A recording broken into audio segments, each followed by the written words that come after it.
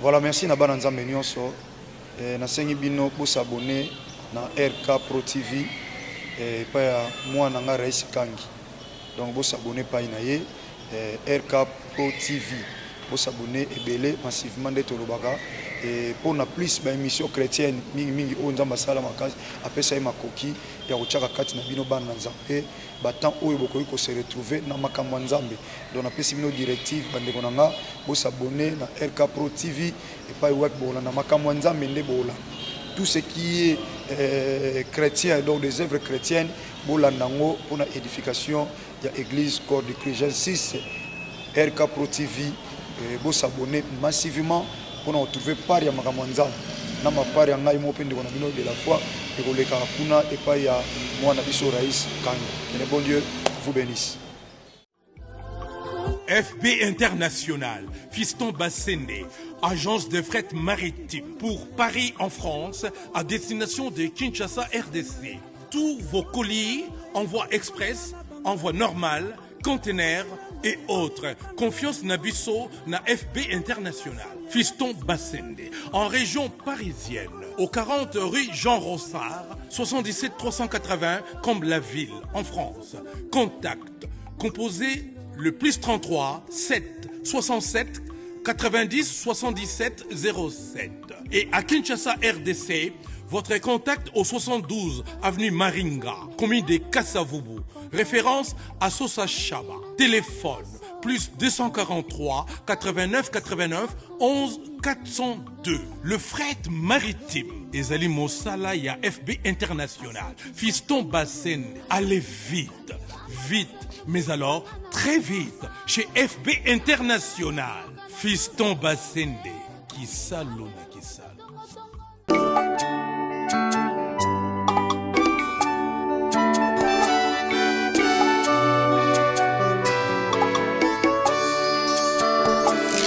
Zilanza mbiena pasi emyangala simbeno lwazokyo kampa Zilanza mbiena pasi emyangala simbeno lwazokyo kampa Mononza mbingeti mona malweti vanganga sadile notangubu ena Mononza mbingeti mona malweti vanganga sadile notangubu ena Mabanza mamiki mabanza menoko Hallelujah Zilanza mbikezi la zenoko Yetisani langa Koso utangudila Mamunga nemuketika Mabanza mamiki mabanza menoko Zilanza mbikezi la zenoko Yetisani langa Koso utangudila Mamunga nemuketika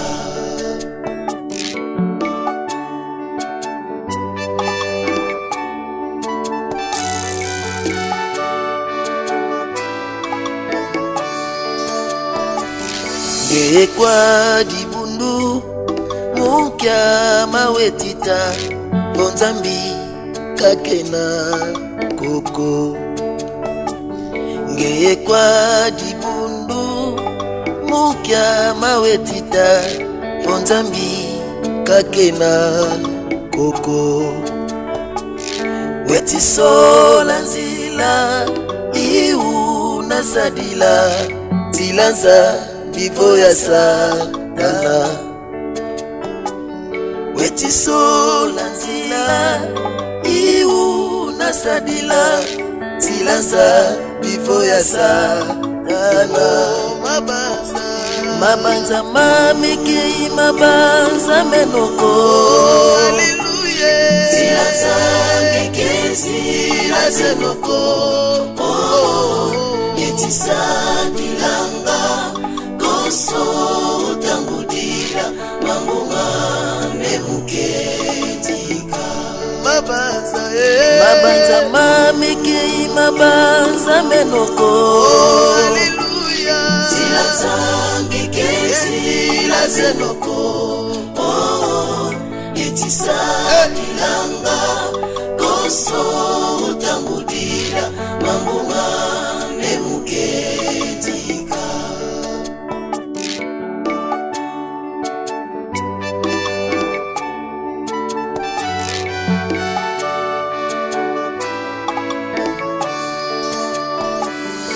unapasi ngetita dada utondele umatanga ngetita tondele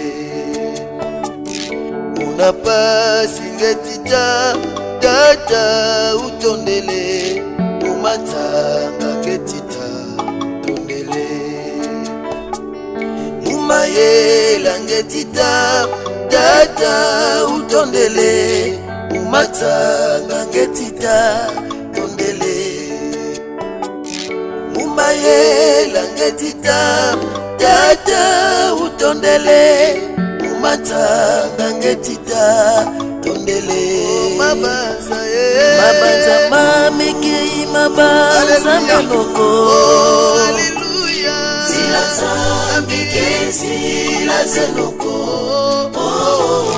etisa kilanga koso utambudira mambunga nemuketika mabanza mamekei mabanza menoko zila zambi zila zenoko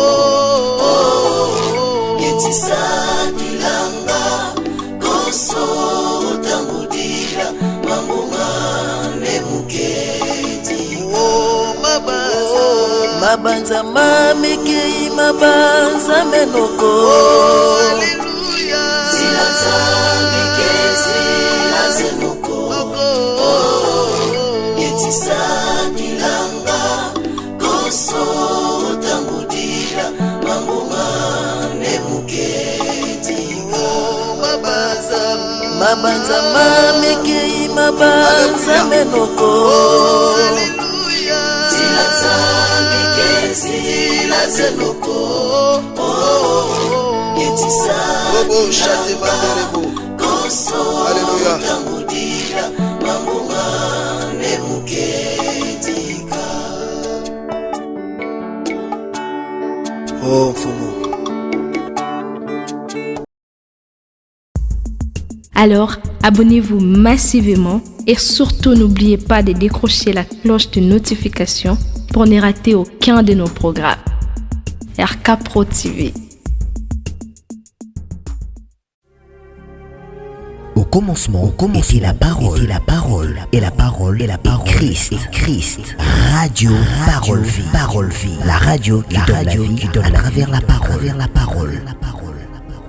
Mbote Shalom, chers auditeurs de la Radio Parole Vie, la RPV, chers papa et maman, chers frères et sœurs, chers membres de la famille, vous qui êtes partout à travers le monde entier et branchés à la Radio Parole Vie, vous qui priez avec nous, bien-aimés dans le Seigneur, tika kole sumasi à Nazareth nzambe moko asolo pe abomoyi asala binongolo pe bolamu. Merci bandeko bokata apungi butu to pe tongo nyonso ni pona kosomba to koteka kasi natina eloba na nzambe. La Bible dit, la foule s'est précipitée pour entendre la parole du Seigneur.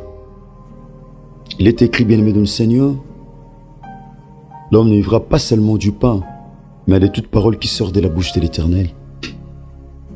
Bien-aimé dans le Seigneur, nous en essayons à côté à son malamu, na bututo pe na tongo lelo, libako epesa melinga.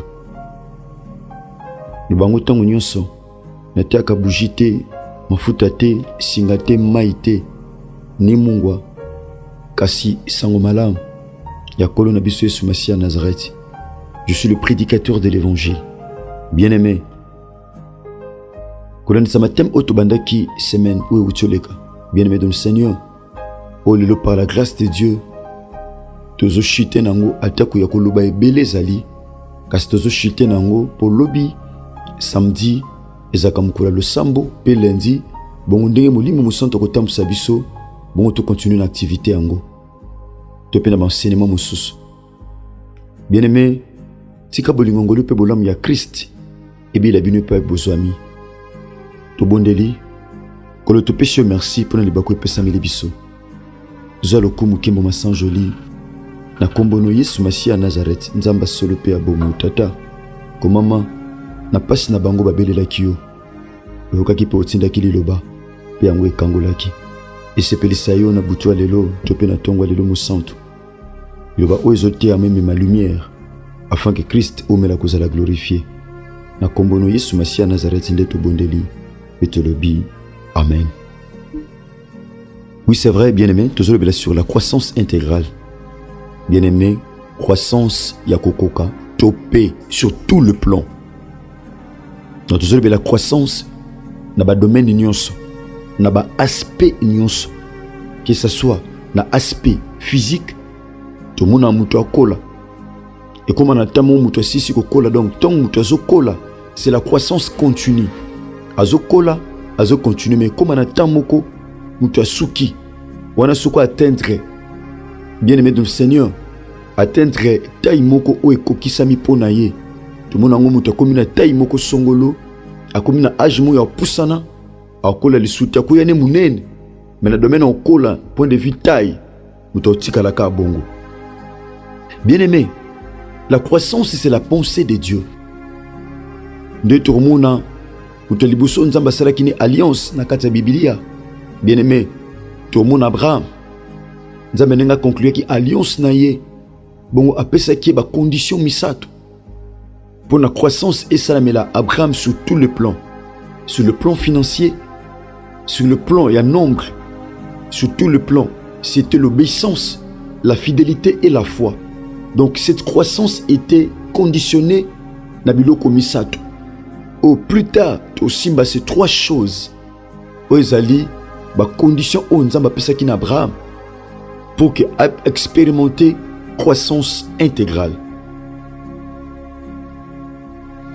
Bien-aimé, Tobi, la croissance c'est le développement. La croissance c'est l'épanouissement. Ezako kendeliboso. La croissance c'est l'avancement. La croissance, bien-aimé de Seigneur, nous devons pour ça sur tout le plan.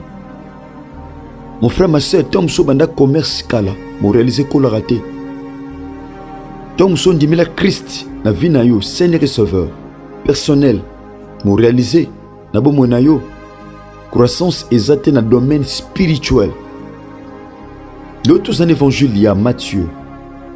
Dans un évangile, il y a Matthieu, dans verset 14. Écoutez ce que nous dit la Bible.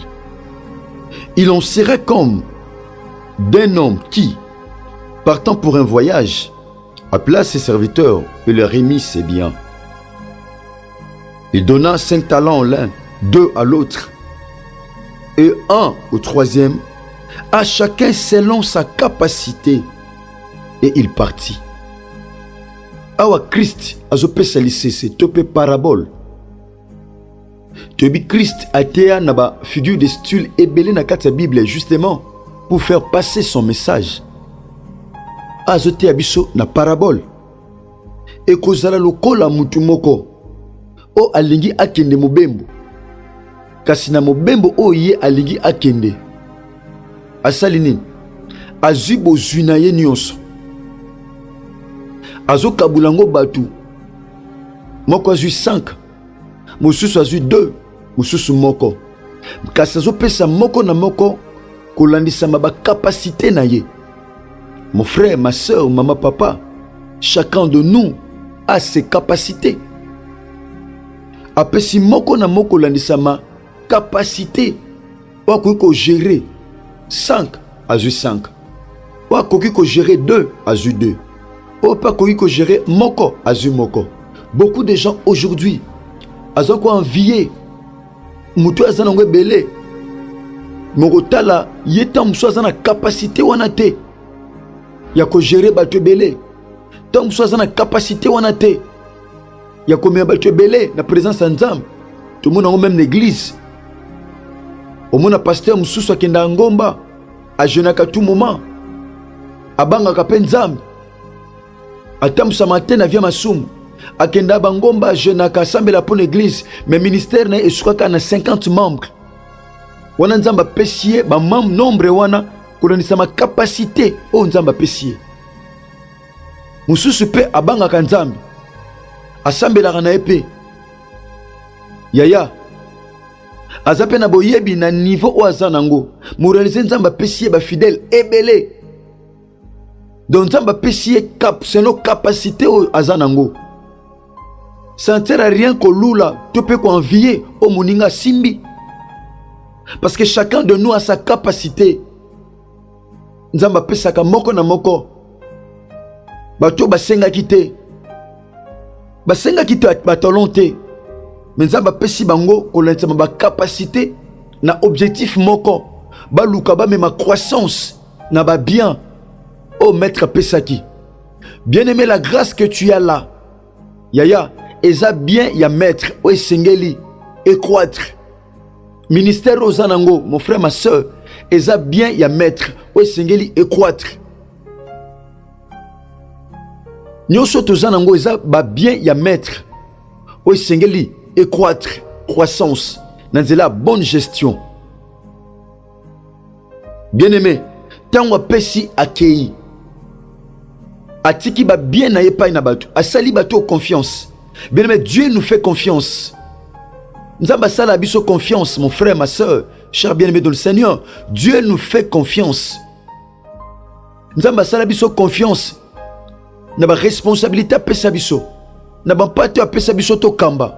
Mutu tel au bébé sa ba pato te. Mutu tel, musa na nzambe tel au préparer ba âme au pour un jour ba mona ba continuer nzambe. Na ba enseignement pour ba croître malam. C'est ça la pensée de Dieu. Asali bango confiance. Aussitôt, celui qui a reçu les 5 talents s'en alla, le fit valoir et il gagna 5 autres talents. Alléluia. Oazoaki 5. Yaya. Abi oh. Et sengeli 5 talents oetik à la bongote. Maître Tangakoya à comprendre. Fakutanga n'a changé. Fakutanga na comme na position mususu fakutanga na même multiplication na pesakinga bien-aimé dans le Seigneur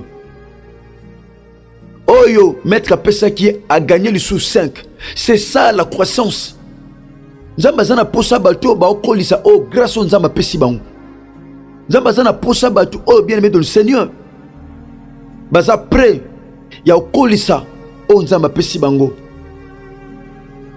Donc pensez à mettre et son maître ezali tant ozo mona maboko no o apesi to wa china maboko no ezo croître. Combien de personnes il a la grâce, il a aussi la capacité mais o asimi na maboko ezo kolaté. Département simbi et kolaté, commission simbi et kolaté, ba faire simbi et kolaté. Nyonso na vine et kolaté, vie chrétienne et kolaté. Ma ses serviteurs a vu ba talent au maître pesaki. La Bible dit a pesango tina a longi li sous 5. Bien aimé, c'est ça la croissance. Croissance ezalaki bien aimé dans le Seigneur d'une manière multipliée. A vu 5 et commis 10 pour gagner qui lui sous 5. Un bon gestionnaire. Oh, yebi bien, qu'on faire croître au simina maboko, à développer en haut, à faire avancer Moussala. Combien de personnes mettre ça en confiance, Mazala dessus, n'a résultat au PCE. Mettre ça dessus, n'a au PC comme résultat. Ma soeur, Tom Sunzamba Telemisao, le kola mutu on anzela na yo famille fait fongwam. Au fond la bande comme sous penzela pour pas mon abolam nanzambe mais tam so salangote. La pensée, la volonté de Dieu est que nous puissions croître sur tous les plans. De quoi Zuba talent à multiplier en haut. Bien mais tam so ça va faire mon sala au minimiser en haut. Mais sous Christ a tué le bok, au sali Christ a confiance. À quoi semble le bok peut pour nous faire avancer en haut, c'est possible. Asali yango et comme multiplier et comme 10. Abaxi 5. Écoutez. Aussitôt celui qui a reçu les 5 talents s'en alla, le fit valoir et il gagna 5 autres talents. De même, celui qui a reçu les 2 talents en gagnant 2 autres. Alléluia. Oh, pas qui 2 a gagné les sous. Oh, pas qui 2 talents. Mon frère, ma soeur, a bomba qui a ngoté. Ko bomba talent te louke 4. Notre Dieu est le Dieu de la multiplication. Et non seulement le Dieu de l'addition. Il est aussi le Dieu de la multiplication. Voilà pourquoi quand on a sali Adam, a sali Ève, et puis si bango multipliez-vous et soyez féconds. Soyez productifs. Produisez. Produisez-vous. Bomi bota, boko mebele, c'est ça la pensée de Dieu. Oh, ce qui mi balé à multiplier ango, à développer ango, à commission belé. C'est ça la croissance. C'est ça mon frère, c'est ça ma soeur. Croissance sur tous les plans. N'a pas faire, na vie chrétienne, na ministère, sur tous les plans. C'est ça. Le bon serviteur est celui qui a même croissance. Na au maître à pessier. Les ambatobélés sont pessier l'eau fait quoi? Deux peu fait béba. Mais cet homme, ces serviteurs, ceux qui m'y balé à commission 4. Écoutez, nous continuons. Celui qui en avait reçu qu'un alla faire un creux dans la terre et cacha l'argent de son maître. Alléluia. Yaya. Sozimbu mamoko yanguba. Ni tatanga mayete aloba mingi. Sozimbu manguba moko. Osimona loboko. Et beba. Et comme ape belete. Mais sozingo. Kambu manguba na moko. Ochona kati mabele. Yaya. O veye nango. O réaliser. Et bote bangu bebele. C'est ça la croissance. Lorsqu'on parle de la croissance, on voit aussi la multiplication. On voit aussi la multiplication. Moutou a qui talent moko, capacité les acquis à moko. Les acquis à ni à mi balé, ni à 5. Agrepe koloba, bo pesi ba ninga 5, bo pesi bango 2. Pourquoi bo pesanga moko? Le maître connaît la capacité de tout et chacun de nous. Alléluia. Abiyo fozo moko. Maître étudié. Parce que nous avons un Dieu qui sait lire même le pensée des hommes. Nous avons un Dieu qui sonde même le cœur. Il sonde les reins. Il voit ce que l'œil physique ne peut pas voir. Il touche même là où la main physique ne peut pas toucher. Ake bomba. Et là où bomba on jamais croître. Et cola jamais. Ba grâce au nzamba chakati no so bomba ngo et cola jamais. Mais il nzamba pesa au so bomba ngo et cola jamais. Oh nzamba pesa au so bomba ngo et cola jamais.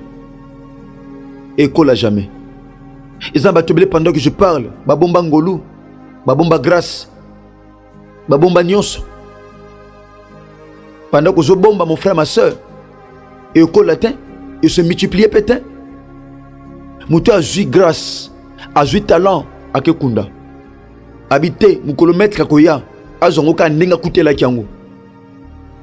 Croissance exatée. Debatuba yebela yo na 2014, et zan debatuba au monde en 2023. Sur tous les plans, dans la finance, dans la vie chrétienne, en 2015, ce sont les mêmes péchés aux Osaka Lelo. Il n'y a pas de croissance. De quoi Zoa, serviteur, a joué talent, à Kekunda, a bombi talent bateau. Total a sornaye. Merci Nabande Konanga, Balandi Radio Parole Vie, la conférence pour ça la bisotan unios. Tika Kole Soumassia Nazakata Salab Nongolo Pebolam. Le samedi, tozaka na programme ya prière. Tobandango na butu makaska na temps où tozali. Pona to sambela, celui qui est capable de prier, capable de tout. Mutu azoki tana kende ko bomba, oyo sanzambe. Ko le salanga ngulu na bomba te o chakati na pour sa croissance ezala sur tout le plan. Merci l'ingénieur Chris Kundenga Enoch, ingénieur Jeksa Pemba Mayamona. Ce qui Christ a maison la zone de Maïté Tukutani Bongo, lobby na numéro 6 sinon Que Dieu vous bénisse. Merci. Au commencement était la parole, et la parole, et la parole, et la parole, Christ. Radio Parole Vie, la radio qui donne la vie, à travers la parole.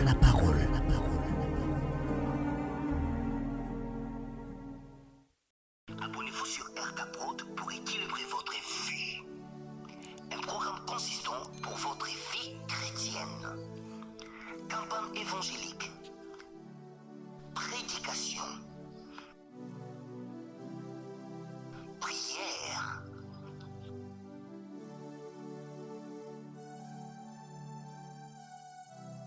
Enseignement biblique. Divertissement.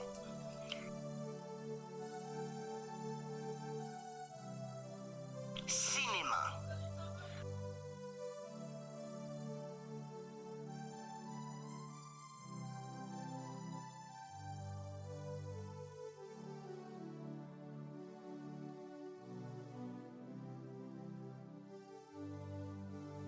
Musique. Alors, abonnez-vous et n'oubliez pas de décrocher la cloche des notifications pour être informé à tout moment. RK Prod TV.